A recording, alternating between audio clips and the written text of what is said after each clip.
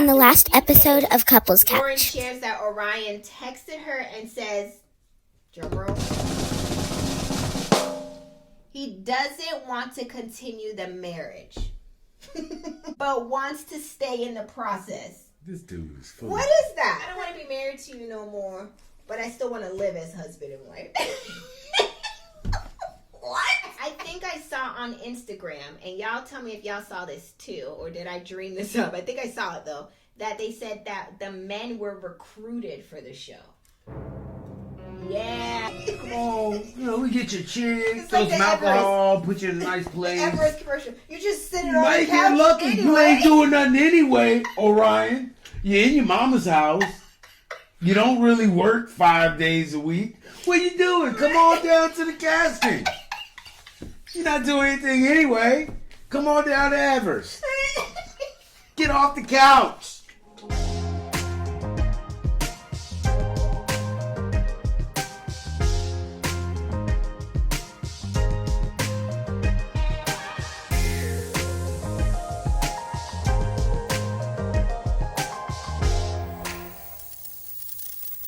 Welcome to the Married at First Sight, Season 17, Episode 9 review. This is Couples Couch with Pat. and I'm Cam. Let's get into this week's episode. I don't even know what we're about to unpack. Like you said last week, we just keep unpacking the same suitcase. Now I just feel like the suitcase is empty and I just keep going back thinking there's something else to take out because there's nothing. You ever watch Locked Up Abroad? There is more in that suitcase. We just got to get through the liner. But before we get into this week's episode, let's do a little bit of Roscoe housekeeping. right here says there is more in this suitcase, ma'am. Give me the swab. Where the swab at? Let's get into housekeeping real quick before we get into the episode. If you are new to our channel, welcome. If you are not new, you know what I'm about to say. This will be a high-level overview. We do not get into the nitty-gritty details of everything that happened in the episode unless we see fit. Please be sure to hit the like button, the subscribe button, follow us on Instagram, shop our merch. Find us wherever you can look me up under Kool-Aid. That's what I went by in college. That was my nickname in college. And that's all I have for housekeeping. Let's just get into this show. I think my MySpace says Patrick Kool-Aid Humphrey. The show opens up with the couples in their apartments, getting ready for their day, going about their morning. Brennan tells the camera that he decided to move in with Emily after speaking to Pastor Cal, and he plans to see how this goes. They told him the direct deposit wasn't going to go through unless she was part of the process. So he was like, let me go ahead and grab a couple things and get on over to the apartment. The check ain't going to go in there unless I show up? Right. So, Alright, I'll show up. So for this episode, again, let's go couple by couple, and let's just start with Cameron and Claire before we get into Emily and Brennan. Let's all right? go. Let's go. Claire and Cameron. Claire visits Cameron at his job. She brought him a little sandwich, which she ate half of on the way there. To be fair, he said he wasn't hungry, but she still brought him the other half, right? Oh, You don't see this how is nice. 6'4" and 32 pounds. He need all the sandwich he can get. So while she's at his job where he repairs bikes, right? Yeah. He's a bike, Surgeon. right? I was going to say he is the business owner of this bike Yo, shop. I came in after his first surgeon comment. Dude is wearing a lab coat. I mean, I don't know if y'all peeped that. He was in a scrub outfit. I get it. You will get Getting ready oil to and wash. stuff on you, so I get He it. was But come preparing on. for surgery for the first bike. He did invite Claire to come in the back and help him do surgery. That's on a wild. bike Can in we the all back. agree that's wild? Like, are we? I I think understand he's it's living out carbon. his doctor dreams. I understand it's carbon fiber and it's probably take some tricks to fix it. I get it.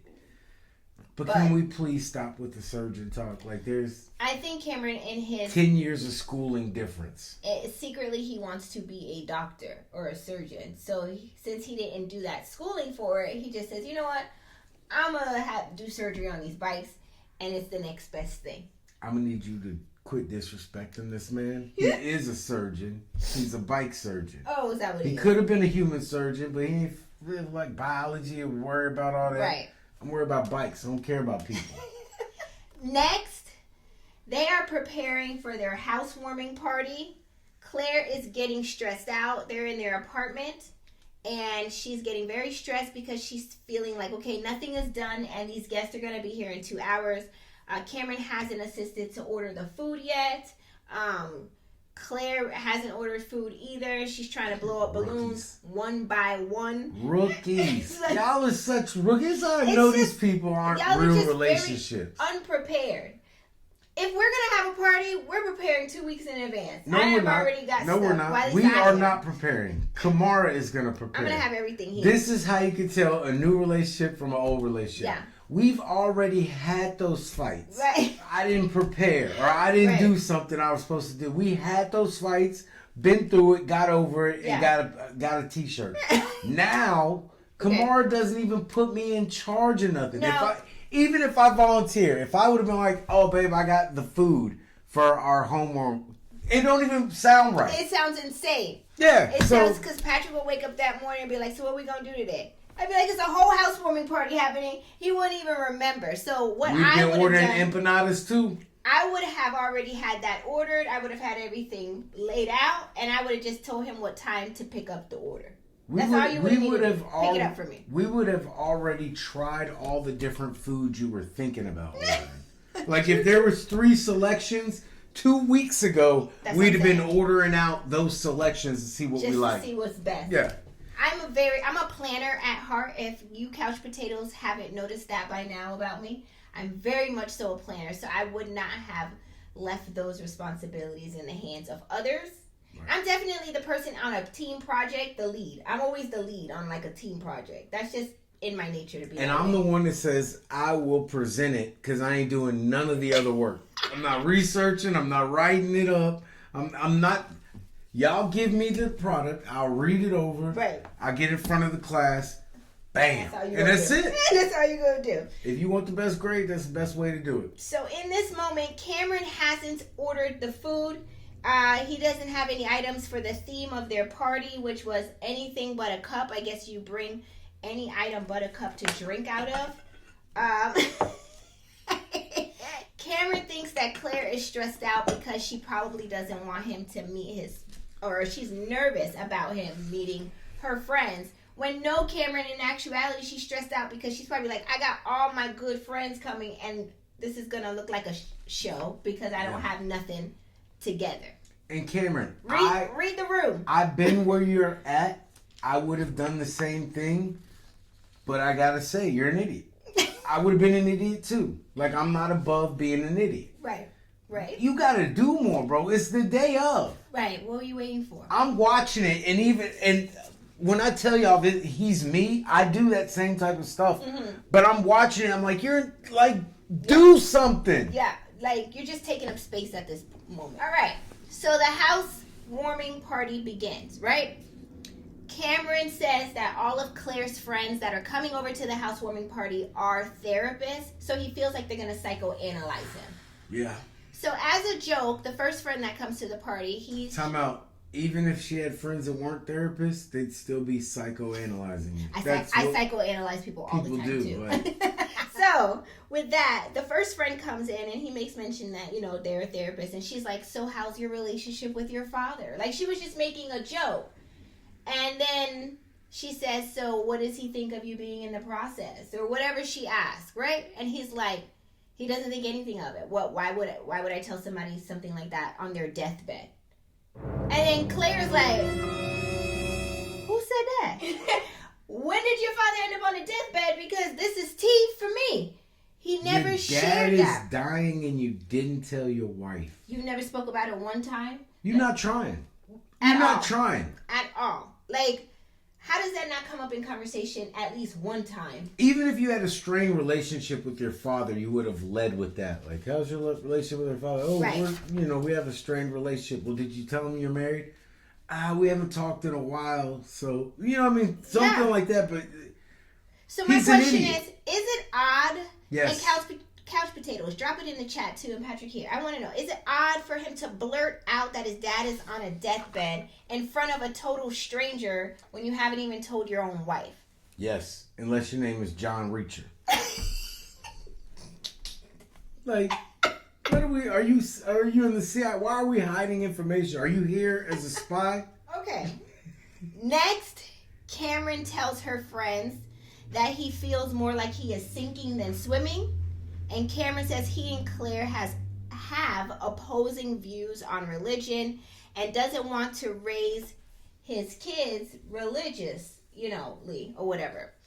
He feels like that's going to brainwash them in believing whatever. That's just his view on it. So her friends say that he has valid questions, valid concerns, but he needs to kind of just be present and focus in on what they are connecting on before they go too far left into that, right? Like, quit being weird. Like, you You just said all that to say that. Like, I'm not smart enough for all that. I need it dumbed down. Like, just don't be weird. What do you mean by weird? Don't tell her friends that your dad's on his deathbed You still at on a it? party. You still on it? Like, that's weird. That's very odd. I would have to agree with you. Claire, meanwhile, tells her friends that her and Cameron have very different foundational backgrounds, and it's hard for her. And also the fact that he brought up such a sensitive topic of his dad being on his deathbed. Don't be weird. Raises concern for her. So, I mean, in this moment, we have to side with Claire a little bit. Just A lot of it. because she right. Like, It's why would you say weird. that? Like, it's Are you dumb? odd. There we go. We'll be nice. Yeah. It's odd behavior. It's very much, it's giving odd. Unless you've told, like, if you had been telling, like, it sounds, someone that would bring that up at a party, like they're mulling it over. You know what I'm Right. saying? Like, Yes, absolutely. like that's just on their mind right yeah, now. it's heavy on their But if that spirit. was the case, you would have discussed it with your wife before right now. If I said that to you at a friend's house. Charlie's what? Like, and you didn't say anything? Like, Yeah. you're going to bring it up. Why do you feel comfortable in this space to say it and not comfortable in the other space? Because he's when a we're alone? weirdo. With that, I'm interested to see how much further they're going to make it in this process. They haven't made it nowhere in the process up to now. They're No. just cordial. That's it. That's true. Like, I told you, like, the reason they're as far along as they are right now, Yeah. I had hope for them last week, though. But yeah, she doesn't like him. She doesn't like who he is. she's tolerating him. Barely. And the reason she's tolerating him Mm-hmm. is because he's kind of like got along to get along. Mm-hmm. Like, I know whatever what you she wants, he's trying to Just do that. accommodate her. So in her mind, she's like, oh, he's accommodating. I can turn him into what I want. But she doesn't like who he is now. Currently. It's never going to work unless he changes who he is. Wow. And he's not going to do that. He's going to blow up real soon. More to come. I think we saw that coming in next week's episode. He's gonna flip. That's all I have for Cameron and Claire. I'm not giving it any more energy. Let's move into the next couple. Another waste of energy. Actually, I do have to give a little bit more energy. I'm so sorry. So once the party ended for Cameron and Claire, Claire addresses to Cameron that he shared that info about the dad being on his deathbed. And Cameron says, well, your friend asked.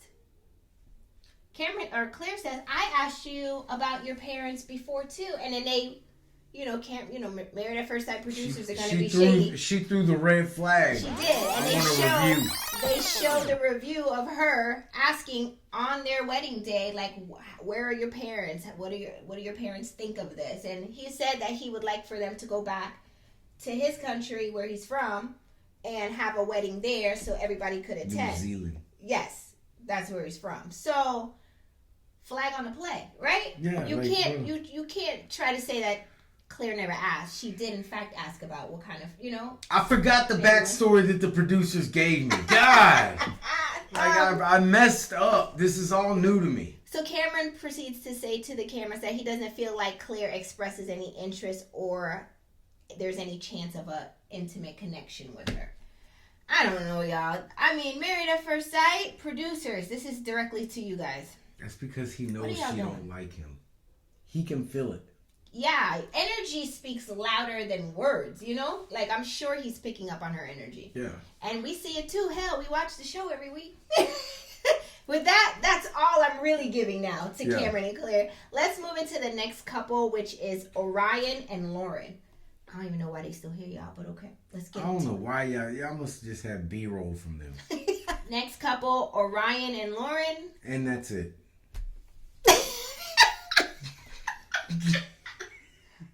Orion meets up with his friend and shares that his mother and sister are disappointed for him that he didn't get what he wanted out of the process.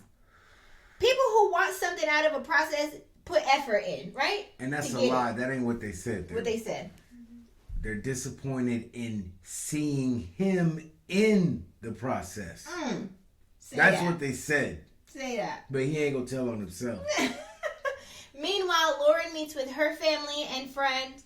I'm not sure if it's her brother's wife. Is that who it was? I know it was her brother for sure.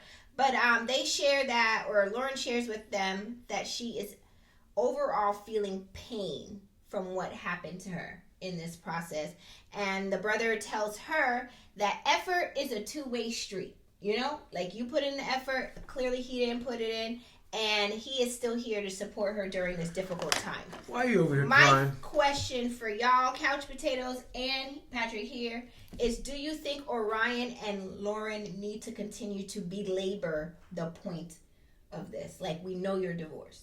No, and I'm sorry, baby girl. But Sorry, Lauren. You don't need to keep talking you about on this. here crying. Like It's hard to watch, to see her fall pull apart. up your pants and walk off. Like, don't let him do this to you. And I know the Married at First Sight producers are probably asking her to continue to talk about They'll it, and ask talk about to it, and talk do about it it. until at the worst or the most inopportune times they would still want video of you. That's right? true. It's mean. It's Yeah, very mean for I'm you to not have to doing go it. through this, Lauren. I hope that you have found some peace at some point from all this. But I'm sure rewatching it now, along with the rest of the world, you're probably opening back wounds, you know? Yeah, like just let it go. Just be done with it. Yeah. If they call you back to film some more, just be like, film him. He's two-faced. You got two people. You good. And with that, let's move on into the next couple, Becca and Austin. Next, Becca and Austin are And this one-sided love. are celebrating her birthday with her friends. They share with the friends, or Becca's friends, that they haven't had sex yet. They're just taking it slow. Next, they have a That's going to be a housewarming lot party. of hair patches and pimples. I don't even want to tell y'all what I think about what they look. Like, it's just, he's hairy. She's I'm going to keep it pimply. cute, and I'm not going to say nothing about what I really think. 'Cause He can't love her. I'm He don't gonna love say himself. a little He bit. don't love himself. He can't love her. Look at how you present yourself. I'm not right. Like, yo. I mean, it's his facial hair for me. How many times do I watch these scenes with Austin and I turn to you and say, he can't shape this up a little bit? And who told him to leave the mustache heavy but take down the whole beard? But it's no shape. It just looks like mud. Look his like you face. switched shows over to Catch a Predator. That's what you look like. I You just look like somebody I wouldn't leave my kids around. Right, it just looks dusty. Like, it looks dusty, and you know how I just said it was hard to watch Lauren? Yeah. This is hard to look at. Like, it's just hard to see him in every scene. Like, it's hard for me. I just want you to take a little more pride in your appearance. You know, just for me, Austin. Not for nobody else. Take some pride in yourself. I'm not, please. You look dusty. And your hair is uneven. Okay. So I'm so next, glad I'm not hairy. I can't do it all the hair. it's a lot. Next, they have their housewarming party, and Becca says that she takes to Austin's friend. Like, they seem very genuine to her, and they're nice to her. And so they have a good exchange about Austin, and then meanwhile, Austin's having a good exchange with her friends. And whole time, though, that I'm watching these scenes, and the housewarming party's now over, and Is recapping, Becca not going to get along with anybody? she is a bubbly, Yeah, she easy just wants to be personality. accepted by Yeah. everyone. And that's where I'm leading with this. Yeah. So my thing is that whole time I still can't help to think, though, that Becca seems more into Austin than Austin is into Becca. And if I'm wrong, you couch potatoes, tell me in the chat. But do you feel that vibe too? Like, she seems more into it, and she's always the one kissing his head and doing that, and he's giving what you're giving, right? Yeah, he calculated up what those co-pays are gonna be. Like, yo, $35 They just opened up every a care time. credit account. $35 every time we go up here. She got 4 different diseases she got to be seen for. That's at least 4 appointments. 3 of them gonna be acting up. So that's 7 appointments. Yeah. I'm broke. I can't love you. I he- can't afford to love you. He hasn't made any attempt to take it there with her. I'm wondering if he's nervous because he's probably like, she's so ill. He don't want to break nothing or hurt nothing. You know, like, so he just like, so she's like, I'm going to take the lead on, and I think his lead is like, I don't know what is, you know? Yeah. So I don't know what to do with this. I don't know. I think Becca's still into Austin more than Austin is into her. But That's y'all, what happens when y'all you prove lead me with your wrong. sicknesses. Like, Right, your ailment. yeah, like now I'm always worried about. Something gonna break on Yeah. you. So it's just, all right, that's all I got for. Or is it contagious? I don't want to catch it. Moving to the final couple. I'm not saying she a dirty girl. It might be like, I don't know. I know you're not saying that. It's just like, I know what you're saying. Right. Emily and Brennan. So Emily meets with her friend and shares how standoffish Brennan has been to her, and hoping that with them moving in together, this will show some effort on his part, because he was kind of giving her the one word. He didn't want to move in. He's being made to combo. move in.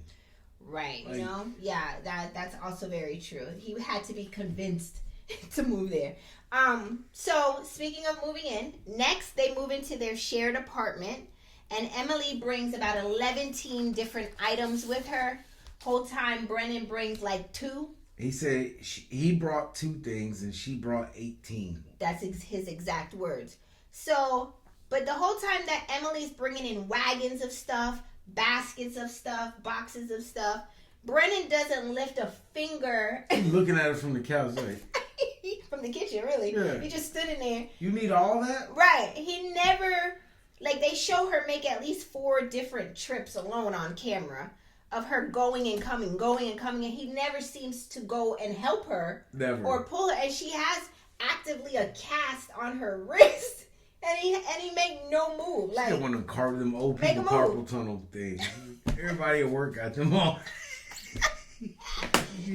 Walk around. he says that he emotionally is moving slower than Emily is, but he plans to try to work it out anyway and see where it can go. Next, they have their housewarming party. They split up in groups as they always do. So he goes off with Emily's friends and she goes off with his. Why is that? It's manufactured conversations. No. I mean, Oh. like, Miss Maggie at work been typing for years and she got the 2 casts on, but Stevie Wonder been playing the piano for forever. He ain't got casts on his arms. Why is that? What's the difference? Stevie Wonder can't see what's going on to start with. He can see pain. He can knows if his wrist hurts. John Legend don't come out there with the worst crack cast on. We're not His ordinary people. I don't know. I have no idea why I these was people just wear wondering this stuff. about that, And man. how hard are you typing that you need this cast? Yeah, Miss Maggie does not put in that many words a minute. Right? All right, we She digress. still licks her pencils before she writes. How you get an injury typing? We digress. Okay, so they split up in groups to go talk, right? Brennan is out there talking with Emily's friends. They question Brennan. So I'm going to say this. From jump, they are going in hard on him, right? They're Yeah. not taking it easy. Gloves are off. They're like, why are you in this process? Why didn't you help her move the stuff into the apartment? I'm watching you in the kitchen during this housewarming. You didn't even attempt to help her plate any of the food. Wow. You didn't help her to pull anything out the oven. You just gonna attack me? Wow. That's Brennan the whole time. He's like so nonchalant, but so angry underneath. That's because it. he's Jimmy. He's got the Jimmy. He's giving them a jammy. Jimmy's giving them a jammy. Shut up. Wow. Shut up. So, Brennan says in regards to helping Emily bring the stuff into the apartment, he said he would have helped her if this was real life. You just married our friend, and I don't even know who you are. I don't know anything about you, and you can't answer any of my questions. And I care about my friend. You're marrying one of my best friends, or you married one of my best friends, and you can't sit here and tell me anything about why you want to be here. I just want to know who you are. And you can't tell us anything. So I want us to sit in this for a moment. Was this an actor's slip? And the part that I'm talking about is where he said if this was real life. Yeah. Is he a paid actor? And Real life? What about this isn't real life? I'm waiting for him to say liberty bibberty. They're going to kill me off? Your script shows that you ain't gonna last into episode 10. Like, they gonna kill your character. I think that was like a paid actor slip. Yeah, he messed up. Something happened there, but I don't even think producers caught it in editing either because they let it stay in there. Or did they do that? You know how they do? They let certain things be like right in sight. So that's because like he doesn't that was the most real thing they said on the show. Like he you know what I mean? Like it was right. Like this ain't real life. That's how he feels. But I mean, I have to argue that okay, while it may not be how real life will play out for you in a relationship, right? You knew the circumstances that you were coming under. Like, you knew that they're going to record you. You see the girl in real life. His own mama tried to tell you he wasn't shit. Like, he wasn't ready for this. Like, his mama told you that. I understand. Next time you gotta listen. Like, are you sure you want to do this? Listen, he said him and his parents would argue. That would be his kryptonite. Like, his parents were the only people who could really make him mad. Remember, he said he kind of has a bit of a... That's a lie. This dude get mad at everything. I just don't understand why, for the life of me, he would say if this was real life. Because he ain't treating it like real life. It's odd to me. I feel like this was a slip-up. It's not, and that's weird because it's not odd to me. It makes the most sense of any of this. I was like, that's the realest statement I've heard in reviewing. The only thing that someone said in 17 seasons where I was like, yes, yes, yes. You know what it reminds me of? The Truman Show. Do you remember Jim Carrey? Yeah. And they were like putting on for Truman the whole time because he thought this was the real world. That's why he got mad when she asked, do you have fun? Because he thought he was giving a fun performance. He was pissed. He was like, you didn't question my acting ability? Fun? You didn't see that Juilliard fun? Fun. Something ain't right here. Something fun. Is fun. Something Who ain't fun? I ain't fun. I'm fun. We was having fun. We having fun. And she asked me having fun. I'm like, yeah, we having fun. We having fun. I look like I know fun. Something's not right here. He's crazy. Okay, so there's more to this. So Brennan says to the friend, she's coming off like she's attacking him. And the friend says, I'm just merely trying to understand. They start to get into a whole spat. The friend says, again, who are you? Why are you here? And Brennan says, what answer are you looking for? Because I told you I was missing a partner in my life, and that's why I signed up to be on the show. Her friend tells him that he married her best friend, and he's just coming off very resistant to everything. Would you all agree Brennan was being resistant in this moment? Or do you think because it was not real life? I disagree. He wasn't being resistant in the moment. He's been being resistant the whole process. I think he did good when he had to get the tuxedo on for the wedding day. And then once it became like locked in, he was like, yo. This chick farts, she burps. She thinks being like one of my homies is cool. Right. This is not cool. I don't want this. All right. In the final scenes of the episode, once the party has ended, they being Emily and Brennan, they discuss how the party went, and Brennan shares with Emily that he and her friends' conversation didn't go very well, and then Emily proceeds to apologize that it happened like that for him, and then Brennan says, there's no need for you to apologize, you know, it wasn't on you, but it feels good to know that you have my side. And then boom, that was the end of episode 9. In the next week's episode, we do see Dr. Pia comes to visit Brennan and Emily, and it looks like Dr. Pia and Brennan have a heated exchange of words. Like, she's trying to talk to Emily. Heated exchange of words? He tried to reenact Ike Turner from What's Love Got to Do with It? He did, because he's like, Dr. Pia's trying to talk to Emily. Whole time he's over talking Dr. Pia and telling Emily almost what to say. And it was giving Ike from What's Love Got to Do with It. Specifically in that scene where that big time producer came and wanted to do a song with Tina. And it was just Tina he wanted to do it. And he was like, if you want to talk to Tina, you got to talk to me. And he took the producer and Tina wasn't allowed to be involved in the conversation. Tell me this don't look the same. It's looking the same. It's looking exactly the same. It made me call Detective Tutuola from Ice-T. Detective Tutuola. And what show is this from? You don't know what show? No, I never heard of this. Man. What's the name of the show, y'all? Drop it in the chat if you know what You Patrick's don't know talking who about. Olivia is? No, I don't know none of this. I'm new to... This is tea for me. I'm not even going to tell you. Just y'all drop it in the It's chat so so I easy. can know. This show is on more than any other show ever. I want the couch potatoes to tell me. You don't tell me. Couch potatoes, tell me because I don't know what he's talking about. Whole time too, I'm not accusing Brennan of anything, but his vibes is really giving me this controlling. I could beat women if cameras weren't around. Yeah.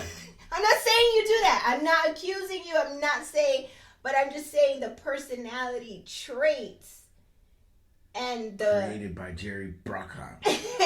and the way Emily is kind of being submissive to be the go along to get along because she don't want the friction. Joe Johnson. Or Or Joe Jackson. Oh, Joe Jackson. Sorry, Joe Johnson. He was a hell of a shooter in the NBA. Joe Jackson. I'm talking about Michael Jackson's It's father. just like she's giving fearful energy because she wants to get along, but she doesn't want to cause friction. Y'all tell me if I'm reaching or if that's what if y'all agree with me. But I ain't that's what saying he's an see. abuser, I'm but if not I found saying out that. he had abused somebody, it wouldn't surprise me. And with that, let's end this episode right I said here. what I said. He ain't gonna put his hands on me. I bet that. That's what he ain't gonna do. And let's go ahead and end this episode right here. Did episode 9 give everything it was supposed to have gave? Drop your comments in the comment section below. Couch Potatoes, we love to hear from you. Again, we thank you for watching and we will see you in next week's episode. Bye. Don't forget to hit like and subscribe. I'm so disappointed you don't know who I don't. Detective Tutuola is. I have no idea. Ice-T. I know Ice-T, but What show is he a cop on? I couldn't tell you because I don't watch none of those crime shows. But Couch Potatoes, drop it in the chat. See you next week. Bye. Question in this relationship.